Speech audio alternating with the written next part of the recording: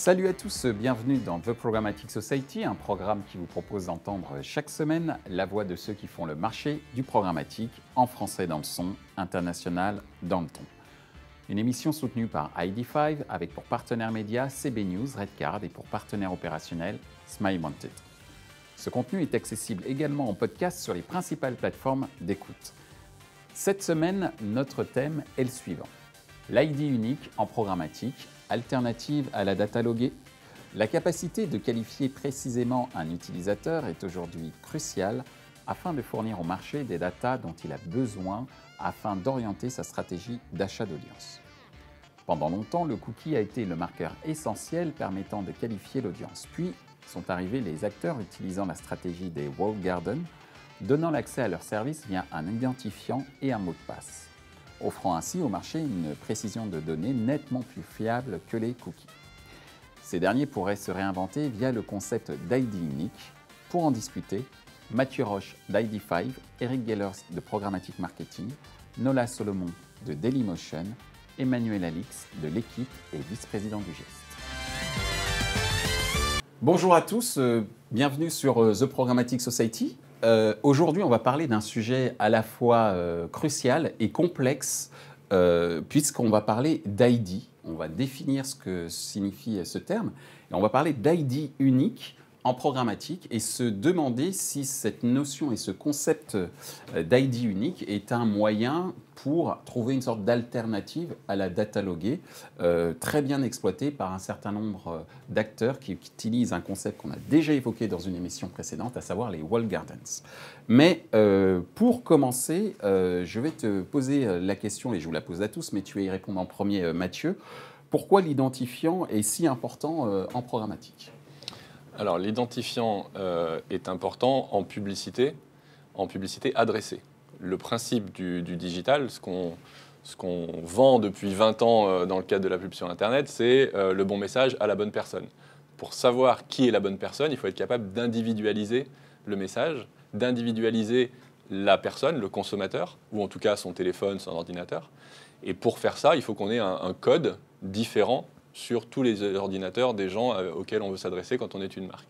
Donc cette logique d'identification, d'individualisation du message, elle est au cœur de la promesse de la publicité du XXIe siècle, par opposition à la publicité, on va dire, en masse, qui a pu être la publicité du XXe siècle, où on s'adressait à un groupe de personnes non individualisées. Merci Mathieu. Eric, ta définition ?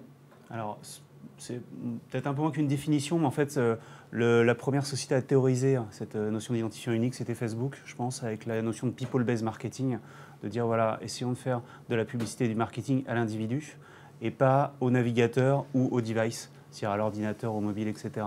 Et avec l'explosion du programmatique, justement, et des capacités de ciblage, le fait de pouvoir identifier les individus de manière unique devient de plus en plus importante, pour éviter la surrépétition, le sur-retargeting, la surcouverture, etc., qui dérangent, enfin qui irritent souvent quand même les internautes, les utilisateurs. Merci Eric. Alors nous avons ici deux plateformes et éditeurs que sont l'équipe représentée par toi Emmanuel et Dailymotion représentée par toi Nola. Je commencerai par toi. Nola, ta vision de l'identifiant, en quoi est-ce important dans le cadre des activités de Dailymotion ? Pour nous, c'est très important. On est non seulement un éditeur avec notre propre site, alors c'est très important qu'on sache qui sont nos utilisateurs et pour pouvoir non seulement leur montrer le contenu qui est important pour eux ou qui les intéresse, mais aussi pour la publicité qui vont les intéresser aussi. Aux annonceurs, c'est très important l'idée de l'identification, non seulement pour faire du frequency capping à travers tous les différents sites, mais aussi pour que les pubs soient intéressants pour les utilisateurs aussi. Parce que il y aura une meilleure performance et aussi une meilleure expérience du utilisateur. Et pour nous aussi, on est une plateforme ad-tech, alors on fait les deux en fait. Merci Nola. Emmanuel ? Oui, je pense que c'est un peu pour tout ce qui a été dit autour de la table, c'est le lien avec le lecteur. Quand on est éditeur, il est très important. Et aujourd'hui, il passe par mieux le connaître, pour à la fois lui proposer les bons contenus au bon moment, mais également lui proposer la publicité la plus c'est-à-dire la plus ciblée, la mieux ciblée pour lui, et c'est celle qu'il acceptera le mieux. Donc c'est très important, évidemment, de beaucoup mieux le connaître. On y reviendra au cours de la mission. Effectivement, puisque ma seconde question, c'est comment fonctionne cette identification utilisateur aujourd'hui dans le cadre d'une campagne publicitaire. C'est une question un peu technique, mais derrière, Mathieu, est-ce que tu peux nous rappeler un petit peu les conditions dans lesquelles cet identifiant est utilisé dans le cadre de la publicité? C'est un sujet éminemment technique, et puis c'est la plomberie de l'univers dans lequel on évolue. Mais c'est un élément fondamental. Le principe d'identification primaire sur lequel tout le monde travaille depuis des années, c'est un identifiant qui est un device, donc comme le disait Eric, pas une personne ou un consommateur, mais à un des terminaux qui va utiliser pour consulter les contenus, aller sur Dailymotion ou sur l'équipe, et qui va souvent, principalement, être associé à un cookie.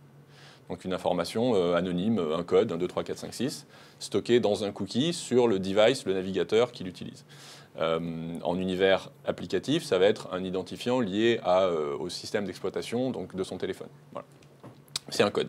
Et ce code, il est le même au fur et à mesure des interactions qu'on a avec l'internaute, et donc il permet de savoir qu'on a par exemple déjà vu cet internaute-là, et donc si on lui a déjà proposé un message publicitaire, on va peut-être vouloir lui en proposer un autre. Ou alors on ne va pas vouloir lui en proposer parce qu'on a fait un capping. Voilà. Donc il va permettre une reconnaissance, pas de la personne, pas du fait que ce soit Mathieu Roche ou Michel Juvillier, mais juste de ce code unique qui va, via le protocole Internet, transiter dans toutes les interactions publicitaires et même les interactions de contenu. C'est-à-dire qu'à chaque appel, échange entre des serveurs informatiques, ce code va transiter et donc va permettre à la personne qui reçoit l'appel, que ce soit une bid request dans le cadre du programmatique ou que ce soit un appel à du contenu ou à une vidéo, de savoir que c'est la même personne que celle pour laquelle on a fait une bid request il y a une seconde, une minute, une heure ou une journée. Donc c'est vraiment cette logique de code unique qui transite dans tous les échanges.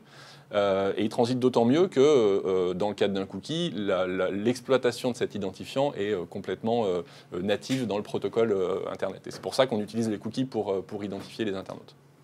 Merci Mathieu. Eric, est-ce que tu peux apporter un complément à ce qui vient d'être dit? Oui, rapidement, il y a une notion importante en complément de ce qu'a dit Mathieu, c'est la partie référentielle en fait. C'est-à-dire que pour pouvoir réconcilier plusieurs devices ou plusieurs navigateurs Internet à un même individu, il faut avoir un référentiel d'une population, alors on va dire d'un pays, par exemple la France, qui va regrouper le plus d'internautes possible. Et souvent, ce référentiel est construit avec des alliances d'éditeurs ou alors par des prestataires tiers qui justement proposent aux éditeurs de regrouper leurs données. Et c'est ça, il faut tous ces codes dont parlait Mathieu, il faut les confronter à ce référentiel pour justement pouvoir retrouver l'individu derrière. Donc ça, c'est un travail assez important. Alors justement, puisque tu parles de regroupement éditeur, Emmanuel, puisque tu es également vice-président du GEST, comment les éditeurs en général, et la plupart des éditeurs avec lesquels tu converses, exploitent cette notion d'identification, notamment dans le cadre d'une campagne publicitaire, mais même également dans le cadre de l'éditorial? Là, nous, la question qu'on s'est posée au sein du GEST récemment, c'est de se dire, là on parlait du cookie, aujourd'hui on voit que le cookie quand même est un peu menacé. On ne sait pas exactement son avenir, mais on voit que à la fois RGPD, la menace e-privacy, on ne sait pas exactement à quelle sauce on sera mangé, mais bon, voilà. Stratégie des navigateurs. Stratégie des navigateurs, enfin voilà. Globalement, le cookie, la maîtrise du cookie qu'on pouvait avoir jusque-là, elle est menacée. Donc nous, entre éditeurs, on s'est plutôt dit, sans doute quelque chose qu'on n'avait pas fait, qu'on n'a pas fait assez, c'est comment on a plus d'utilisateurs logués, comme les plateformes que tu évoquais tout à l'heure, qui sont dans un univers 100% logué pour Facebook, quasiment 100% logué pour Google. Et on voit la part de marché qu'ils ont sur le marché publicitaire.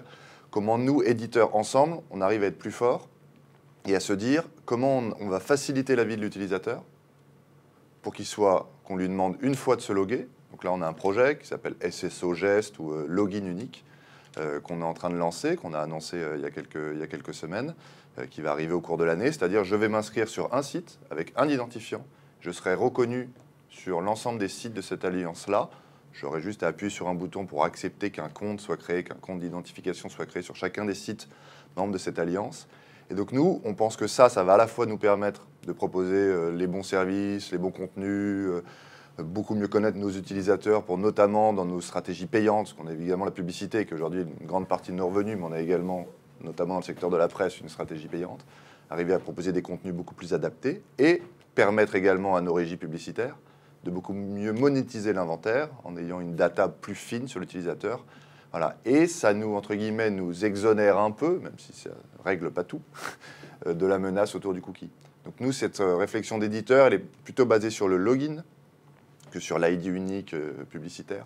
Et voilà, comment on arrive ensemble à être plus fort et à aller plus vite, plus loin sur la connaissance de nos lecteurs. Les grands éditeurs en Allemagne l'ont déjà fait, Eric. a priori. Ils ont fait ce genre d'alliance avec un login unique. Alors, il y a 2 projets en Allemagne. Il y en a un au Portugal aussi. Il y en a. Alors voilà, l'exemple qui est le plus proche de celui qu'on fait, il est au Portugal, c'est l'exemple de Nonio. Donc, on a la chance au Portugal, c'est qu'il n'y a que 6 groupes médias. Ils sont Entre 16 millions d'utilisateurs à peu près. Voilà. En Allemagne, c'est assez différent parce qu'il y a un projet, c'est en gros le passeport citoyen allemand. Donc il y a la Deutsche Post, la Deutsche Bank, il y a Allianz, enfin beaucoup d'acteurs autres. Et il y a un autre projet autour des fournisseurs d'accès Internet, One and One notamment, et des éditeurs comme Springer et Bertelsmann, qui sont en train de travailler sur un projet également. Il y a ce projet-là, il y a eu un projet en Belgique qui n'a pas marché, notamment pour la rivalité flamande et wallonne, mais c'était un projet qui était, je pense, assez avancé et voilà, sur lequel dont on s'est pas mal inspiré. Et le vrai projet qui existe et qui est réel, c'est Nonio au Portugal, qui lui allait plus loin, parce que lui, c'était également une alliance publicitaire. Oui, voilà. Donc eux, ils sont allés plus loin, une DMP commune, enfin voilà, ils sont allés plus loin que nous, c'est comment on a plus d'utilisateurs logués et on ne veut pas faire une alliance publicitaire, parce qu'on sait que sinon, on ne se mettra jamais d'accord et rendez-vous dans... Il y aurait les Wallons et les Flamands locaux. Voilà, sans doute. Mais voilà, donc nous, c'est vraiment, on prend le plus petit dénominateur commun, qui est l'identifiant et qui est le lien avec notre lecteur, qui est indispensable de conserver et surtout de développer. Et comment on arrive à en faire profiter. Je pense que c'est vraiment une notion hyper importante, cette Mathieu. logique d'identifiant qui est un dénominateur commun, c'est hyper important. On ne parle pas de data, on ne parle pas de capacité d'achat ou de vente, on parle d'un moyen. L'identifiant, c'est un moyen pour une fin qui est mieux connaître les lecteurs, mieux connaître les téléspectateurs, etc., côté éditeur, mieux être capable de les proposer au marché publicitaire, et côté annonceur, être capable de s'adresser aux bonnes cibles avec le bon message. Le moyen qui fait le lien entre ces vendeurs et ces acheteurs de publicité, c'est l'identifiant. Mais c'est un moyen, ça ne devrait pas être un élément de différenciation. Et la seule façon qu'on a, nous, marché ouvert par opposition aux plateformes fermées, si on veut avoir un moyen efficace pour s'adresser aux consommateurs dans le temps, pour être capable de les reconnaître, de les connaître et de les reconnaître, c'est de le faire ensemble. Et donc cette logique d'alliance qui a été développée au Portugal, en Allemagne, sur laquelle le GEST travaille en France, qu'on voit aussi en Angleterre, qu'on voit dans d'autres pays, où la démarche que des gens comme nous avons, qui est d'essayer de rassembler un peu le marché autour d'identifiants techniques communs, c'est vraiment une démarche d'alliance face à la domination de Google et de Facebook. Alors justement, Nola, j'allais te poser la question, puisque toi, tu es une plateforme, donc justement, l'identifiant, j'allais dire, l'identification de l'utilisateur est proche des walled gardens. Très proche, ouais, voilà. et très important. Et donc, comment toi, dans ce cadre-là, justement, cette identification fonctionne dans le cadre des campagnes publicitaires que peut faire Dailymotion aujourd'hui? Ouais. Alors, comme j'ai dit avant, il y a les infos sur l'utilisateur. Qu'est-ce qui s'intéresse, il est mâle ou femelle, tous les socio-démos, etc. Et le plus datalogué, le plus d'infos qui sont plutôt déterministiques aussi, ça aide. Nous, on n'a pas énormément de datalogués. Alors, c'est très intéressant, ces types de partenariats. Mais en termes d'avoir un identifiant qui est commun à travers plusieurs différents sites, plusieurs DSP et SSP et les éditeurs, ça nous aide tous en termes de l'environnement programmatique. Ça augmente les match rates entre les DSP et les SSP, et ça c'est énorme parce qu'il y a beaucoup de pertes avec les cookies. Ce que tu entends par match rate, c'est le fait de pouvoir communiquer, que ces plateformes puissent communiquer ensemble dans le cadre des transactions. Oui, mais en fait, qu'il y a le bon match entre le cookie qui voit le DSP et le cookie qui voit le SSP. Exactement, il y a beaucoup de pertes avec les cookies génériques, mais si on a un identifiant que tout le monde utilise, un Universal ID, disons, ou peut-être 5 pour commencer, moins que les centaines qu'on a maintenant, ça aidera beaucoup à avoir moins de pertes et alors plus d'impressions qui pourraient être achetées avec vraiment des connaissances de l'utilisateur derrière, au lieu d'avoir moins d'infos, peut-être juste des campagnes contextualisées qui vont être vendues pour moins cher, achetées pour moins cher et tout ça. Et qui ne vont pas forcément être efficaces d'un point de vue marketing derrière. Exactement. Juste pour compléter là-dessus, hein, Mathieu, les études qu'on a fait avec nos partenaires montrent que la différence entre une impression reconnue par l'acheteur et un utilisateur reconnu et un utilisateur non reconnu, via ces logiques de matching, d'identifiant partagé, etc., c'est de l'ordre de 1 à 4 en prix d'achat. D'accord. L'acheteur va bider, va proposer un prix 4 fois supérieur s'il sait qui est l'internaute par rapport à s'il ne connaît pas. Donc on parle de tuyauterie, on parle de plomberie, mais ça a un impact direct très très fort sur la valorisation des actifs qui sont créés par les éditeurs, qui sont les audiences qu'ils agrègent autour de leur contenu. Donc c'est pas juste des joints de la plomberie, quoi. Il y a un vrai impact business derrière. Et c'est pour ça qu'on voit que depuis quelques mois, ça devient vraiment un sujet fort pour les éditeurs qui se rassemblent dans les logiques de consortium, pour les plateformes techniques qui s'alignent derrière des initiatives d'identifiant partagé, etc. Alors justement, on vient de le voir, tu viens de le dire, 1 à 4 fois plus de valeur sur le marché des transactions publicitaires potentielles s'il y a une meilleure identification de l'utilisateur. Et justement, les walled gardens, on en a beaucoup parlé dans une précédente émission et ici, même en ce moment, on est en train d'en parler beaucoup.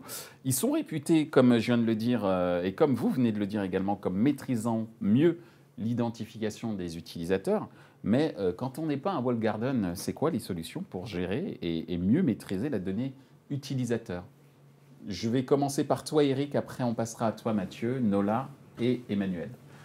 Eric. Alors, il y a bien entendu les solutions du type de Mathieu, hein, comme ID5. Il y a aussi des technologies qui sont un peu plus anciennes, qui ont plus d'historique, qui sont comme le CRM onboarding. Donc des gens comme LiveRamp qui justement permettent... Alors, leur métier de base, c'est plutôt de digitaliser des bases de données offline pour justement y associer un cookie ou un identifiant publicitaire pour un téléphone mobile. Mais derrière, ils ont aussi cette notion d'identifiant unique avec un référentiel qui leur permet justement de rematcher et de reconnaître quelqu'un qui est encarté, Carrefour par exemple, avec des adresses, des coordonnées postales et email, et d'y associer un cookie.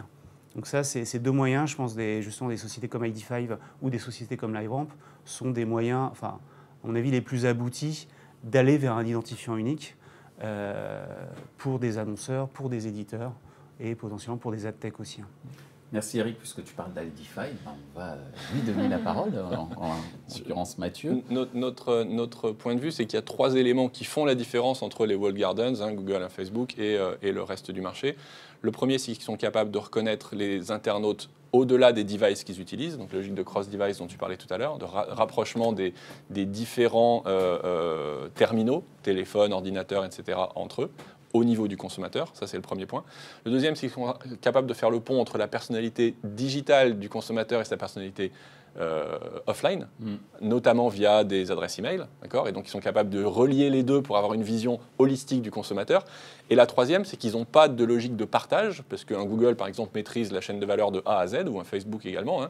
Donc, ils n'ont pas à matcher d'identifiants avec les autres, et donc ils n'ont pas de perte en ligne. Voilà, c'est cross-domaine, cross-device et online to offline. C'est vraiment les trois caractéristiques qui définissent ce que font les walled gardens en termes d'identification et ce qui les rend aussi forts. Et alors pour les autres, ils font comment alors pour les autres, il y a les initiatives type le geste pour essayer d'avoir plus de logués, c'est-à-dire plus d'adresses email associées à des consommateurs. Donc ça, c'est une première étape. Il y a des initiatives type LiveRamp pour être capable de faire de la reconnaissance cross-device. LiveRamp, il y en a d'autres, il y a des gens comme Crosswise, comme Screen6, Drawbridge, Tapad, etc. Donc il y a plusieurs prestataires techniques qui permettent d'aller vers ce genre de rapprochement cross-device. Et faire, parce que tu cites tes concurrents. Je cite... Mais c'est bien, les téléspectateurs apprécieront. Je suis tout à fait disposé à citer les concurrents. Non, en vérité, je pense qu'on est tous en train de pousser dans le même sens. On a tous je reprends un niveau un petit peu plus philosophique. À titre personnel, je ne suis pas convaincu qu'un monde dominé par Google et Facebook d'un point de vue publicitaire ou d'un point de vue fourniture de contenu, etc., soit le monde dont j'ai envie pour mes enfants. Voilà. Et donc la diversité éditoriale... C'est le monde actuel. Pas encore.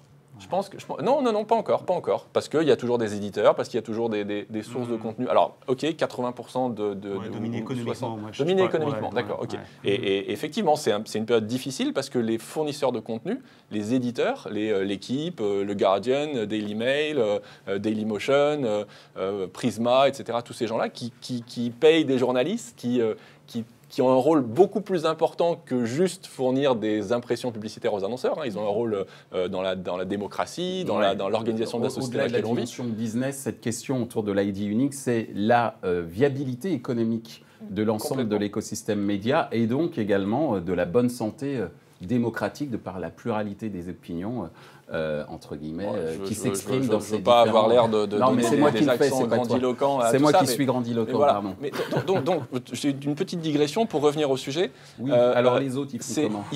Il faut qu'on le fasse ensemble. Il faut qu'on le fasse ensemble. Voilà, on n'y arrivera pas. Aucun des interlocuteurs des sociétés que j'ai mentionnées ou indépendamment un éditeur par rapport aux autres, on ne va pas y arriver, c'est pas possible. Il faut qu'on le fasse ensemble. Et donc pour le faire ensemble, il y a des associations d'éditeurs, il y a des projets, on va dire, de reprise en main technologique. Des gens comme Ozone, par exemple, en Grande-Bretagne, qui se mettent ensemble pour créer leur propre plateforme de monétisation. Il y a des solutions comme ID5 de promotion d'un identifiant partagé qui permettent à tout le monde de parler la même langue et donc d'être beaucoup plus efficace, d'aller vers beaucoup plus d'impressions matchées pour une plus grande efficacité publicitaire. L'objectif étant de faire comprendre aux annonceurs qu'il n'y a pas que Google et Facebook qui peuvent bien faire les choses et bien reconnaître les consommateurs. Il y a aussi le reste de l'écosystème et que donc les budgets publicitaires devraient être mieux répartis entre Google et Facebook et le reste du monde. Voilà. Merci Mathieu. Nola, pour illustrer ce que vient de dire Mathieu, toi, comment tu travailles ? Tu disais que tu n'avais pas énormément de data loguée. Donc, pour faire en sorte que cette donnée utilisateur soit mieux maîtrisée, quelles sont tes solutions chez Dailymotion ? Ouais, alors on est toujours en train de faire des cookie match avec tous les DSP, avec tous nos acheteurs. On est en train de bosser avec des partenariats comme ID5 pour voir comment on peut améliorer ces match rates, améliorer la connaissance de nos utilisateurs à travers notre site et aussi pour aider à avoir plus d'infos aussi de nos utilisateurs hors de notre site. Ouais.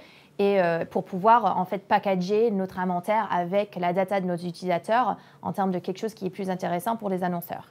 Alors ça, c'est un de nos gros focus. Bien sûr, pour la meilleure monétisation, non seulement pour nous, tant que Dailymotion, mais aussi pour les éditeurs qui utilisent notre player pour mettre en place leur contenu. Merci Nola. On a beaucoup parlé du mieux travailler ensemble et justement... tu en es le représentant, puisque tu es, je le rappelle, vice-président du GEST, Emmanuel. Donc, tu nous en as un petit peu parlé tout à l'heure sur les différents projets que vous avez au sein du GEST. Mais de ce que tu vois, de ce que tu entends, les solutions possibles pour ces éditeurs pour contrer, entre guillemets, les walled gardens, c'est quoi ? C'est d'aller dans la même direction. Alors, est-ce qu'on arrivera à les contrer ? Je ne sais pas, mais je pense qu'on arrivera au moins à se défendre.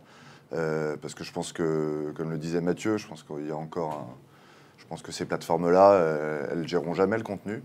Trop compliqué, trop local, etc. Elles n'ont pas envie de le faire. Ou qu'elles ne savent pas le faire. Je pense qu'elles y arriveraient, mais c'est qu'elles ont...